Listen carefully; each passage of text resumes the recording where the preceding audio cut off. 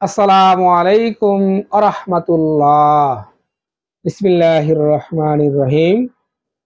কি কি খাবার গ্রহণে 1 মাসেই মোটা হওয়া সম্ভব?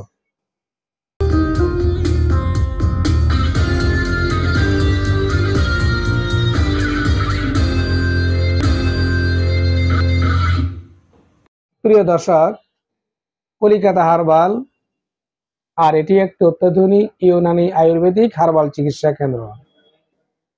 আজকে জানাবো কি কি খাবার গ্রহণে মাত্র 1 মাসেই মোটা হওয়া সম্ভব।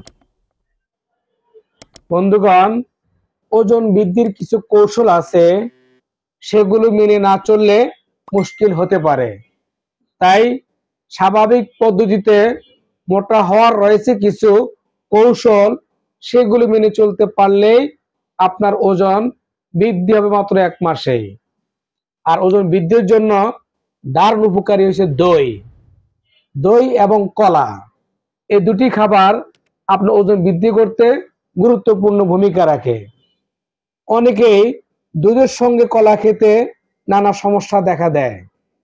সেক্ষেত্রে পুষ্টিবিদরা বলে থাকেন যে কলার সঙ্গে যদি দই মিশিয়ে খাওয়ার পরামর্শ দিয়ে থাকেন, সেক্ষেত্রে সকালবেলা দইয়ের সঙ্গে কলা খেতে পারেন। বিশেষ করে স্বাভাবিক পদ্ধতিতে ওজন বাড়ানোর জন্য দুধ খুবই উপকারী। তাই খাদ্য তালিকায় 1 থেকে 2 গ্লাস দুধ রাখতে পারেন। আর দুধ খাওয়ার মাধ্যমে ওজন 1 মাসেই বৃদ্ধি হওয়া সম্ভব। এবং ওজন বাড়াতে চাইলে একসঙ্গে অনেক খাবার খাওয়া উচিত নয়। একসঙ্গে অনেক খাবার খাওয়ার পরিবর্তে অল্প অল্প পরিমাণে খাবার, বিশেষ করে ঘন ঘন করে খেতে হবে। সঠিকভাবে সঠিক নিয়ম অনুপাতে খাদ্য তালিকায় কাঠবাদাম, কাজু বাদাম, আখরোট, আলু বোখরা, পেস্তা বাদাম, চীনা বাদাম, খেজুর এবং কিশমিশ, এগুলো আপনি অবশ্যই খাদ্য তালিকায় রাখবেন। ফুল ক্রিম, দুধ, দই, পনির, মুরগি মাংস, আলু, মিষ্টি আলু, চকলেট এবং কলা, অ্যাভোকাডো ফল, পিনাট বাটার ইত্যাদি খাবার খাওয়ার মাধ্যমে খুব দ্রুত আপনি মোটা হতে পারবেন। তাই আপনাকে খাবারগুলো প্রতিদিন খাদ্য তালিকায় যোগ করতে হবে।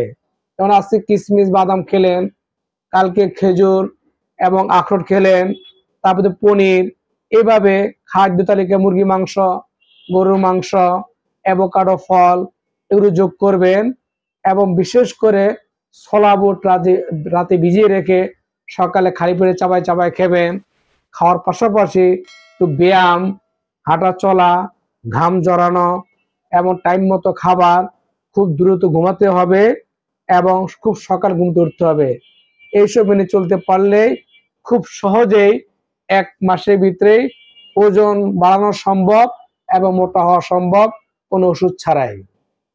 তো বন্ধুগণ, ভিডিও লম্বা করব না। ভালো লাগলে লাইক, একটি কমেন্ট, একটি শেয়ার করে দিবেন, অন্য ভাই বোনদের দেখার সুযোগ করে দিবেন। আল্লাহ হাফেজ। আসসালামু আলাইকুম ওয়া রাহমাতুল্লাহ।